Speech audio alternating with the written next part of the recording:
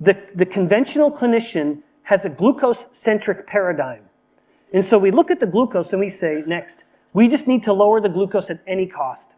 But if a good way to do that is to just push the insulin up. We might not even know where it is because it's so uncommon to measure insulin. The clinician won't even know where the insulin is. The patient won't even know where their insulin is. And so who cares if we push it up even higher? Because we will have the patient's glucose going down. But does that solve the problem?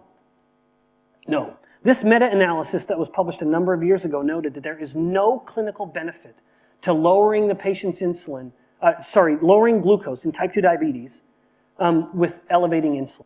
And in fact, knowing what you know now, that high insulin levels are a common cause of insulin resistance, what do you think happens to the insulin resistance? As you are taking the hyperinsulinemic patient and making them even more hyperinsulinemic, and we are simply cranking up the volume, it's no surprise that insulin resistance gets even worse. So these are some direct quotes, noting in type 2 diabetics that the longer or the more insulin the patient is taking, the worse the insulin resistance is getting. Again, it's no surprise. If you remember that high insulin is a cause of insulin resistance, you can see how we're making the problem worse. Indeed, giving a type 2 diabetic insulin is like giving an alcoholic another glass of wine, hoping that a little extra alcohol will solve the problem. It's the high insulin that caused the problem. Whereas you put a patient on insulin therapy, in fact, you look from the moment of treatment, insulin dose over several months goes up. And the body weight starts to climb, all while, based on the metrics being used, the amount of food being consumed is dropping. Where over these few months, they appear to be eating less, and yet they're gaining fat.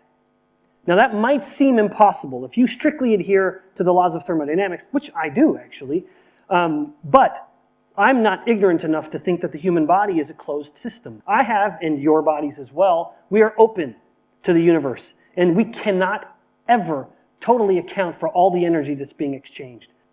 Case in point, what few people realize is that the moment a diabetic is put on insulin therapy, whether they are type 1, which I'm not really talking about, or type 2, metabolic rate will slow. In type 1 diabetics, it's dramatic, where insulin will slow, the metabolic rate will slow by over 20% in a day once they get on insulin therapy. It's less dramatic in a type 2 diabetic, but even still, by dumping more insulin in the system, metabolic rate will slow, which is one of the mechanisms whereby insulin is able to tell the body to gain fat. Now, more lethal than just having too much body fat is the fact that substantial evidence suggests that when you are pushing the body further into hyperinsulinemia, you are increasing cancer mortality. In fact, you're about doubling it. So when the type 2 diabetic is put on insulin therapy, the likelihood of dying from cancer, which is modest, but getting more common all the time, is twice as, about 90% in this study, about twice as high as it should be. And then heart disease, where the type 2 diabetics who have to take on the highest insulin doses, even if they have perfect glucose levels, they are 3 times more likely to die from heart disease. So giving the type 2 diabetic insulin is a wonderful way to make sure their blood glucose levels are perfect, but killing them faster.